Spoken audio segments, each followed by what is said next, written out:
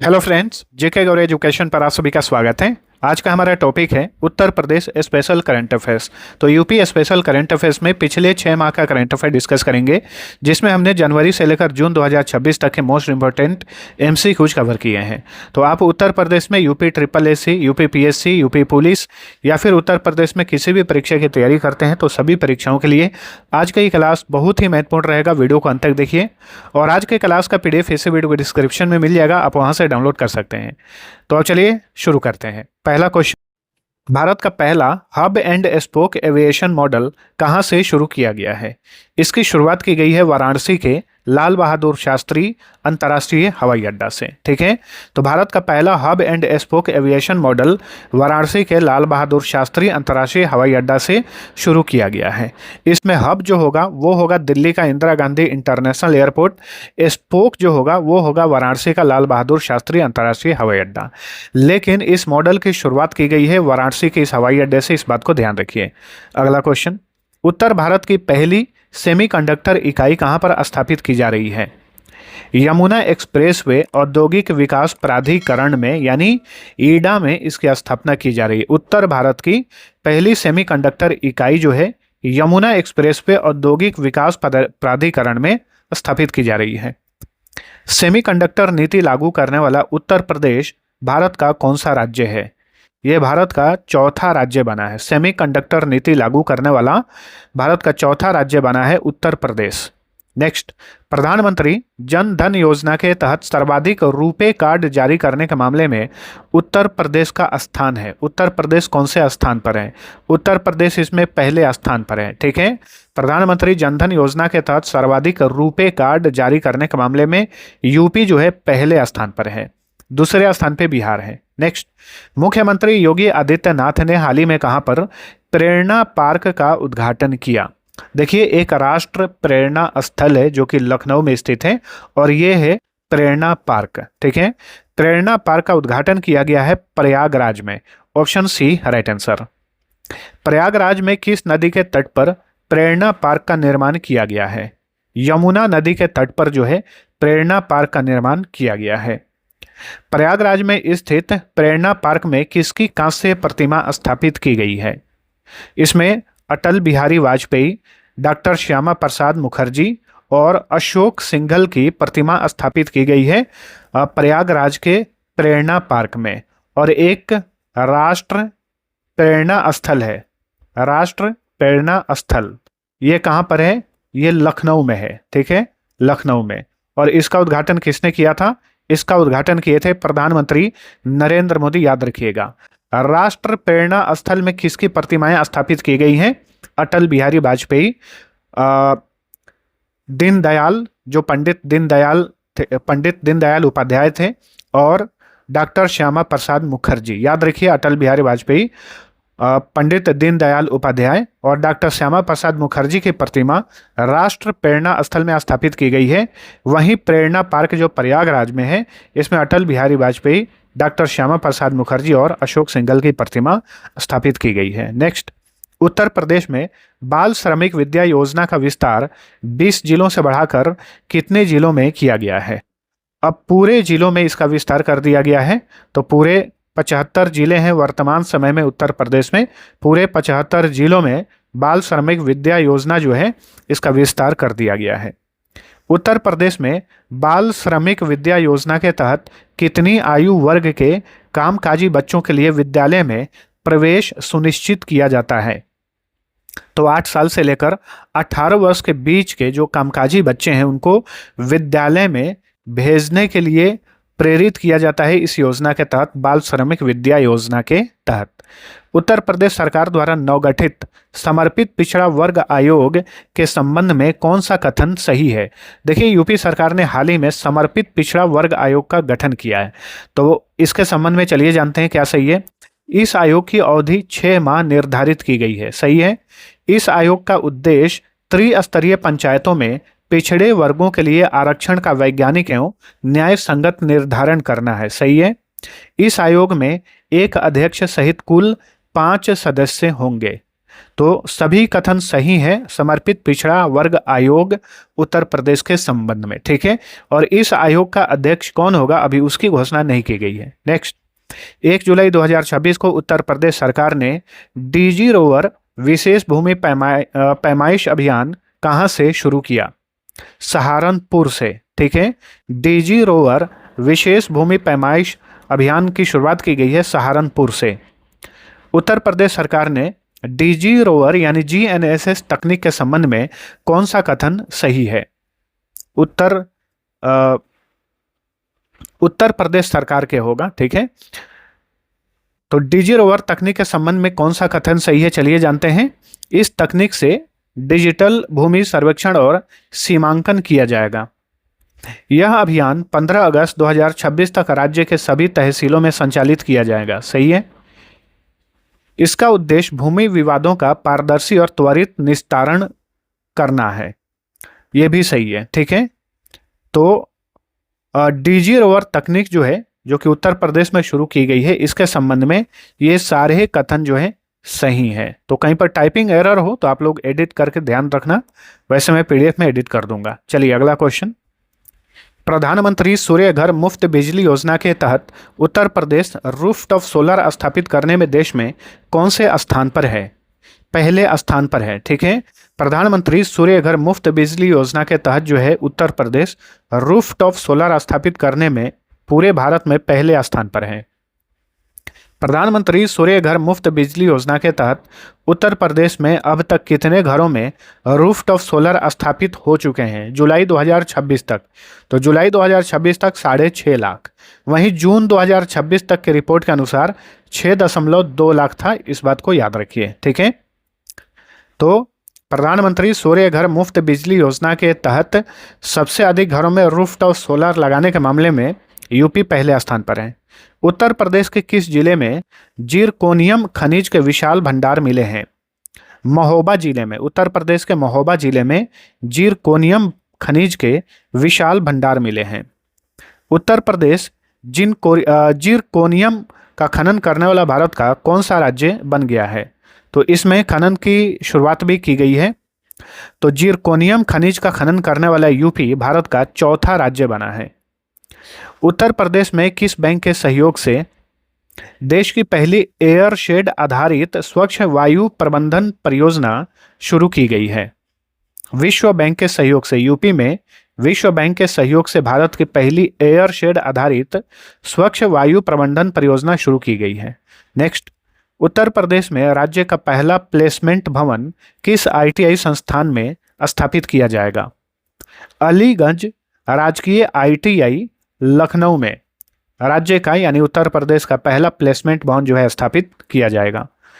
उत्तर प्रदेश सरकार ने लोक सेवा अधिकरण के अध्यक्ष और उपाध्यक्ष की आयु सीमा में क्रमशः कितनी बढ़ोतरी की है? तो देखिए, उत्तर प्रदेश सरकार ने लोक सेवा अधिकरण या प्राधिकरण के जो अध्यक्ष होते हैं उनकी आयु सीमा 65 वर्ष से बढ़ाकर 67 वर्ष कर दी है, और जो उपाध्यक्ष होते हैं और इस अधिकरण के जो सदस्य होते हैं उनकी आयु सीमा 62 वर्ष से बढ़ाकर 65 वर्ष की गई है। तो इस क्वेश्चन का राइट आंसर है option C. Sample registration systems report के अनुसार 2024 में यूपी में नवजात मृत्यु दर प्रति हजार कितनी रही?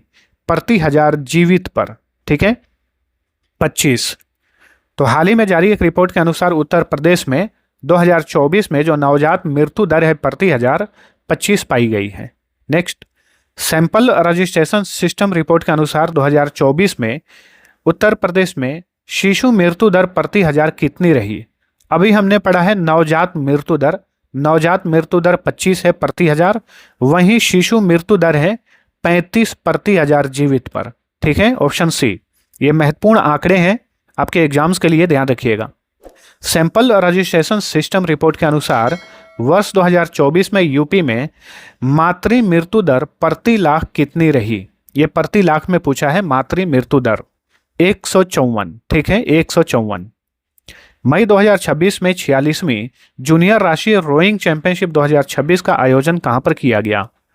गोरखपुर में किया गया था। मई 2026 में 46वीं जूनियर राष्ट्रीय रोइंग चैंपियनशिप 2026 का आयोजन गोरखपुर में किया गया। नीति आयोग की निर्यात तैयारी सूचकांक 2024 में भारत में भू आबद्ध राज्यों की श्रेणी में उत्तर प्रदेश किस स्थान पर है? तो ध्यान दीजिए, भू आबद्ध राज्यों की श्रेणी में निर्यात तैयारी सूचकांक 2024 में यूपी जो है पहले स्थान पर है। ठीक है, और केवल अगर इस तरीके से पूछता कि नीति आयोग की निर्यात तैयारी सूचकांक 2024 में यूपी कौन से स्थान पर है, तो वैसे यूपी जो है चौथे स्थान पर है, लेकिन भू आबद्ध राज्यों की श्रेणी में यूपी पहले स्थान पर है। ठीक है, भारत में सबसे अधिक निर्यात करने वाला राज्य कौन सा है? गुजरात है। नेक्स्ट, उत्तर प्रदेश में कहां पर छत्रपति शिवाजी महाराज संग्रहालय स्थापित किया गया है? आगरा में। आगरा में छत्रपति शिवाजी महाराज संग्रहालय स्थापित किया गया है। उत्तर प्रदेश कृषि विभाग द्वारा रबी विपणन सीजन 2026-27 में किसानों के लिए गेहूं की किन किस्मों के उत्पादन व बीज वितरण को प्रमुखता से बढ़ावा दिया गया? तो ये किस्में हैं HD 3226 यानी पूसा ओजस्वी और AAI W15।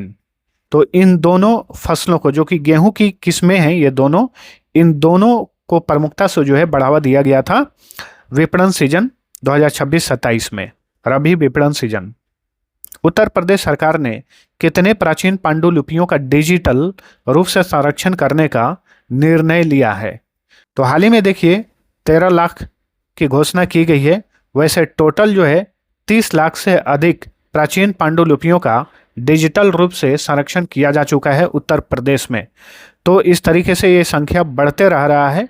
तो आपको इतना याद रखना है कि हाल ही में 13 लाख और पांडुलिपियों के संरक्षण की घोषणा की गई है। यूपी सरकार के नवीनतम रिपोर्ट के अनुसार राज्य में प्राचीन पांडुलिपियों के डिजिटल संरक्षण में कौन सा जिला शीर्ष पर है? ये महत्वपूर्ण क्वेश्चन बनेगा। अयोध्या। ठीक है, उत्तर प्रदेश में प्राचीन पांडुलिपियों के डिजिटल संरक्षण के मामले में अयोध्या पहले स्थान पर है। नवीनतम रिपोर्ट के अनुसार GST संग्रह में 13% वार्षिक वृद्धि के साथ कौन सा राज्य शीर्ष पर है? उत्तर प्रदेश इसमें पहले स्थान पर है। GST संग्रह के मामले में यूपी पहले स्थान पर है 13% वार्षिक वृद्धि के साथ। जयप्रकाश नारायण पक्षी अभयारण्य, जो कि भारत का 100वां रामसर स्थल बना है, उत्तर प्रदेश के किस जिले में स्थित है? बलिया जिले में स्थित है जयप्रकाश नारायण पक्षी अभयारण्य। इसे सुराहा ताल के नाम से भी जाना जाता है। और इसी के साथ जो है ये सुराहा ताल यानी जयप्रकाश नारायण पक्षी अभयारण्य, ये यूपी का 13वां रामसर स्थल बना है। भूजल संसाधन आकलन रिपोर्ट के अनुसार राज्य में अति दोहित भूजल ब्लॉकों की संख्या 2017 के 82 से बढ़कर 2025 में कितनी हो गई है? 44 हो गई है। ठीक है, क्या पूछ रहा है? राज्य में अति दोहित भूजल यानी सबसे अधिक जो भूजल उपयोग करने वाले जो ब्लॉक हैं, उनकी संख्या जो 2017 में 82 थी, ये घटकर हो गई है 2025 में 44। भूजल संसाधन आकलन रिपोर्ट के अनुसार सुरक्षित भूजल ब्लॉकों की संख्या 2017 के 540 से बढ़कर 2025 में कितनी हो गई है? 563 हो गई है।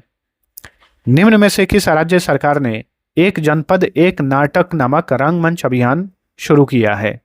उत्तर प्रदेश ने। यूपी सरकार ने ग्रामीण परिवारों को high speed fibre broadband connectivity से जोड़ने के लिए कौन सा प्रोजेक्ट लॉन्च किया है? प्रोजेक्ट गंगा। ठीक है, उत्तर प्रदेश में ग्रामीण इलाकों में तेज इंटरनेट उपलब्ध कराने के लिए प्रोजेक्ट गंगा की शुरुआत की गई है। ठीक है, प्रोजेक्ट गंगा बोलिए या गंगा परियोजना। उत्तर प्रदेश सरकार ने प्रोजेक्ट गंगा के पहले चरण के लिए कितने जिलों का चयन किया है? तो प्रोजेक्ट गंगा के पहले चरण के लिए यूपी के 21 जिलों का चयन किया गया है। उत्तर प्रदेश का पहला पूर्णतः बाल श्रम मुक्त जिला कौन बन गया है? झांसी। ठीक है, यूपी का पहला पूर्णतः बाल श्रम मुक्त जिला बना है झांसी। उत्तर प्रदेश सरकार ने संपूर्ण राज्य को किस वर्ष तक बाल श्रम मुक्त बनाने का लक्ष्य रखा है? 2027 तक यूपी को संपूर्ण तरीके से बाल श्रम मुक्त बनाने का लक्ष्य रखा गया है। नेक्स्ट, सर्वाधिक खाद्य प्रसंस्करण यानी फूड प्रोसेसिंग इकाइयों के संचालन के मामले में उत्तर प्रदेश देश में कौन से स्थान पर है? पहले स्थान पर है। सबसे अधिक फूड प्रोसेसिंग इकाइयों के संचालन के मामले में यूपी देश में पहले स्थान पर है। किस राज्य ने 117 वर्षों के अंतराल के बाद राज्य में लुप्तप्राय एशियाई जंगली भैंसों को पुनः स्थापित करने के लिए एक पुनर्वास परियोजना शुरू की है? उत्तर प्रदेश। ठीक है, उत्तर प्रदेश। उत्तर प्रदेश के किस वन क्षेत्र में एशियाई जंगली भैंसों को पुनः स्थापित किया जाएगा? दुधवा वन क्षेत्र में।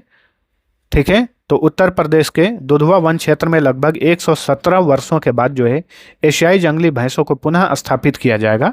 यूपी में से ये लुप्त हो गए थे। भीषण हीट वेव के प्रकोप से निपटने के लिए उत्तर प्रदेश सरकार ने कहां पर मिशन छाया पहल शुरू की है? तो मिशन छाया पहल की शुरुआत की गई है वाराणसी में अथवा काशी में। भारतीय वायुसेना के 94वें स्थापना दिवस के अवसर पर उत्तर प्रदेश के किस शहर में एयर शो का आयोजन किया जाएगा? उत्तर प्रदेश के वाराणसी में एयर शो का आयोजन किया जाएगा इस साल। निम्न में से किसके द्वारा पूर्वी उत्तर प्रदेश में विशिष्ट बी कॉरिडोर, बी मतलब मधुमक्खी होता है, तो बताइए पूर्वी उत्तर प्रदेश में विशिष्ट बी कॉरिडोर्स का विकास किया जा रहा है? किसके द्वारा? तो भारतीय राष्ट्रीय राजमार्ग प्राधिकरण के द्वारा। उत्तर प्रदेश सरकार ने संपूर्ण राज्य में डैश पंचगव्य क्लस्टर यानी गौशालाएं स्थापित करने का लक्ष्य रखा है। तो 7500, लगभग 7500 जो है पूरे राज्य में गौशालाएं स्थापित करने का लक्ष्य रखा गया है। बेंगलुरु में Uttar Pradesh global growth dialogue 2026 road show का नेतृत्व किसने किया था? तो मुख्यमंत्री योगी आदित्यनाथ ने बेंगलुरु में Uttar Pradesh global growth dialogue 2026 में रोड शो का नेतृत्व किया। यूपी के किस हवाई अड्डे से भारत की पहली ईजी कनेक्ट अंतर्राष्ट्रीय उड़ान सेवा का उद्घाटन किया गया है? तो लाल बहादुर शास्त्री अंतर्राष्ट्रीय हवाई अड्डा जो कि वाराणसी में है, यहीं से भारत की पहली ईजी कनेक्ट अंतर्राष्ट्रीय उड़ान सेवा शुरू की गई है। उत्तर प्रदेश सरकार ने किस भारतीय क्रिकेटर को राज्य का क्षेत्रीय क्रीड़ा अधिकारी के रूप में नियुक्त किया है? तो क्रिकेटर रिंकू सिंह को हाल ही में उत्तर प्रदेश का क्षेत्रीय क्रीड़ा अधिकारी यानी रीजनल स्पोर्ट्स ऑफिसर के रूप में नियुक्त किया गया है। उत्तर प्रदेश के किस ऐतिहासिक शहर में राज्य के पहले AICT विकसित करने की घोषणा की गई है? लखनऊ में उत्तर प्रदेश का पहला AICT विकसित किया जाएगा। उत्तर प्रदेश सरकार द्वारा मुख्यमंत्री कन्या सुमंगला योजना की सहायता राशि बढ़ाकर कितनी कर दी गई है?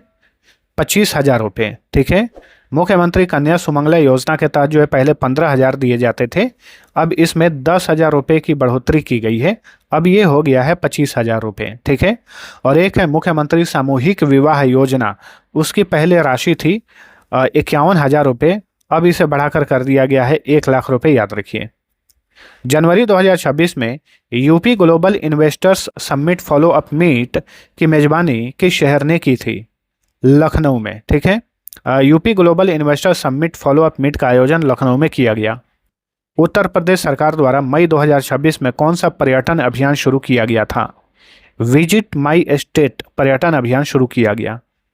उत्तर प्रदेश पुलिस द्वारा ऑपरेशन कन्वेक्शन के तहत मई 2025 से मई 2026 के बीच कितनी दोषसिद्धि यानी कन्वेक्शन दर प्राप्त की गई?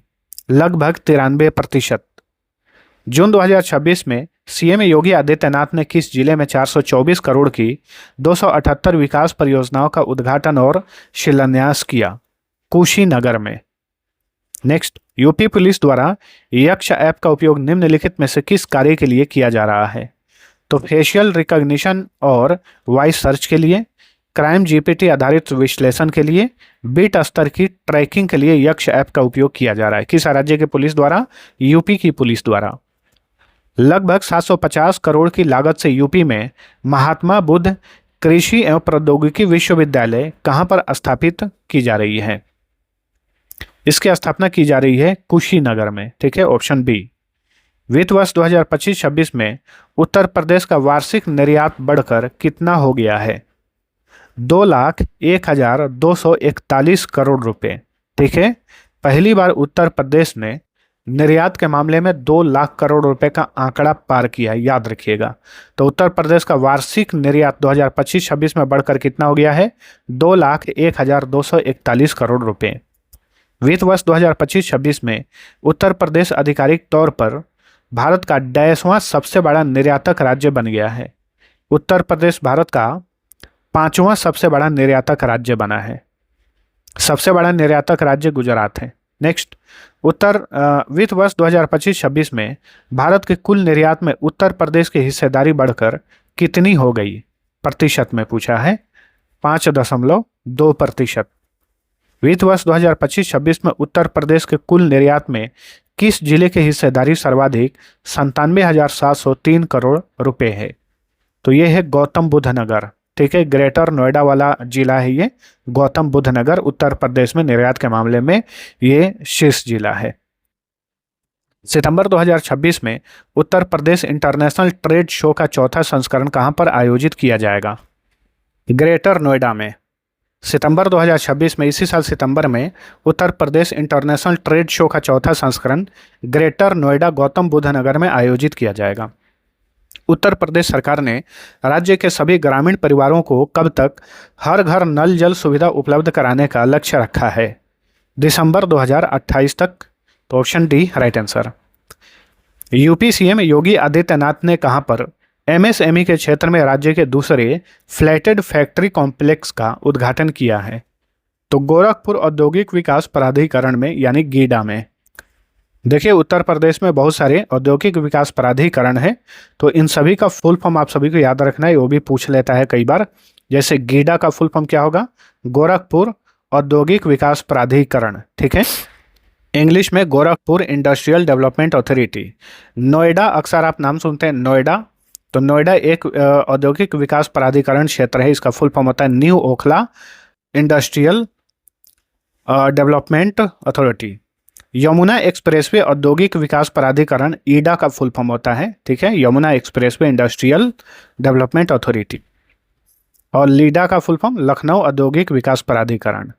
नेक्स्ट, जून 2026 में विश्व पर्यावरण दिवस के अवसर पर उत्तर प्रदेश में किसने एक पेड़ मां के नाम अभियान को लॉन्च किया? मुख्यमंत्री योगी आदित्यनाथ ने एक पेड़ मां के नाम अभियान को लॉन्च किया। विश्व पर्यावरण दिवस हर साल 5 जून को मनाया जाता है। नेक्स्ट, मुख्यमंत्री योगी आदित्यनाथ ने उत्तर प्रदेश में कहां से एक पेड़ मां के नाम अभियान को लॉन्च किया? कुकरेल वन क्षेत्र से, लखनऊ के कुकरेल वन क्षेत्र से इस अभियान की शुरुआत की गई। उत्तर प्रदेश का पहला फूलों का एक्सीलेंस सेंटर, यानी centre of excellence for flowers, कहां स्थापित किया जा रहा है? अयोध्या में। उत्तर प्रदेश का पहला फूलों का एक्सीलेंस सेंटर अयोध्या में स्थापित किया जा रहा है। रक्षा मंत्री राजनाथ सिंह और यूपी के सीएम योगी आदित्यनाथ ने संयुक्त रूप से कहां पर नौसेना शौर्य वाटिका, यानी नौसेना शौर्य संग्रहालय का उद्घाटन किया है? लखनऊ में। लखनऊ में नौसेना शौर्य वाटिका का उद्घाटन किया गया है। लखनऊ में स्थित नौसेना शौर्य वाटिका में किस रिटायर्ड युद्धपोत को स्थापित किया गया है? तो आईएनएस गोमती को स्थापित किया गया है। हाल ही में किसे उत्तर प्रदेश राज्य का पूर्णकालिक पुलिस महानिदेशक, यानी डीजीपी नियुक्त किया गया? राजीव कृष्ण जो है ये यूपी के पूर्णकालिक डीजीपी के रूप में नियुक्त हुए हैं। उत्तर प्रदेश की पहली ड्रोन फोरेंसिक प्रयोगशाला राज्य के किस शहर में स्थापित की गई है? लखनऊ में। यूपी का पहला ड्रोन फोरेंसिक प्रयोगशाला लखनऊ में स्थापित किया गया है। नेक्स्ट, रक्षा मंत्रालय ने उत्तर प्रदेश के किस जिले में बैटरी ऊर्जा भंडारण प्रणाली सहित 250 मेगावाट की सौर ऊर्जा परियोजना को मंजूरी दी है? सीतापुर में। जून 2026 में उत्तर प्रदेश के किस शहर में भारत के 8वें क्षेत्रीय मौसम विज्ञान केंद्र का उद्घाटन किया गया? लखनऊ में। ठीक है, तो यूपी का पहला और भारत का 8वां क्षेत्रीय मौसम विज्ञान केंद्र कहाँ स्थापित किया गया है? लखनऊ में। उत्तर प्रदेश के किस विश्वविद्यालय ने अंतरिक्ष अनुसंधान के लिए उपग्रह केंद्र, यानी satellite centre for space research launch किया है? अलीगढ़ मुस्लिम विश्वविद्यालय ने। उत्तर प्रदेश सरकार ने पीएम श्री योजना के तहत राज्य के कितने सरकारी और बेसिक स्कूलों को मॉडल स्कूल में अपग्रेड करने की घोषणा की है? 1713 स्कूलों को मॉडल स्कूल में अपग्रेड किया जाएगा। किस राज्य की सरकार ने साइबर अपराधों पर अंकुश लगाने के लिए साइबर कमांडो नामक एक विशेष टीम का गठन किया है? तो ये है उत्तर प्रदेश। यूपी सरकार द्वारा लॉन्च गुरु दक्षिणा योजना, जो कि मुख्यमंत्री शिक्षक कैशलेस चिकित्सा योजना है, के तहत शिक्षकों को कितने रुपए तक का सालाना निःशुल्क इलाज मिलेगा? तो इस योजना के तहत जो टीचर्स हैं, शिक्षक हैं, उन्हें 5 लाख रुपए सालाना का निःशुल्क इलाज मिलेगा। तो ऑप्शन सी राइट आंसर। तो दोस्तों उत्तर प्रदेश से संबंधित ये थे हमारे पिछले 6 महीने के टॉप 75 एमसीक्यू, जो कि आपकी परीक्षा के लिए बहुत ही महत्वपूर्ण है। ध्यान रखिएगा। आज का पीडीएफ इसी वीडियो के डिस्क्रिप्शन में मिल जाएगा, वहां से डाउनलोड करिए फ्री में और रिवीजन करिए। और इसके अलावा दोस्तों उत्तर प्रदेश सामान्य ज्ञान, उत्तर प्रदेश जीके का 1000 प्रश्नों वाला हमारे एक मास्टर ई बुक अवेलेबल है। इसका भी लिंक इसी वीडियो के डिस्क्रिप्शन में दे दिया है, आप वहां से डाउनलोड करिए और क्विक रिवीजन करिए एक छोटी सी राशि पेड करके। इसके अलावा करंट अफेयर्स, इतिहास, भूगोल, भारत का भूगोल, विश्व का भूगोल, भारत का संविधान, भारतीय अर्थव्यवस्था, स्टैटिक जीके, साइंस, सभी तरह की ई बुक्स अवेलेबल हैं। इन्हें सबसे कम प्राइस में आप डाउनलोड कर सकते हैं इसी वीडियो के डिस्क्रिप्शन से। बाकी आज का ये क्लास पसंद आ गया है तो लाइक और शेयर कर दीजिए। अब चलिए मिलते हैं अगले वीडियो में, तब तक के लिए टेक केयर। नेक्स्ट टॉपिक का नाम जरूर बताइए, किस टॉपिक पर जो है वीडियो आप सभी को सबसे पहले चाहिए।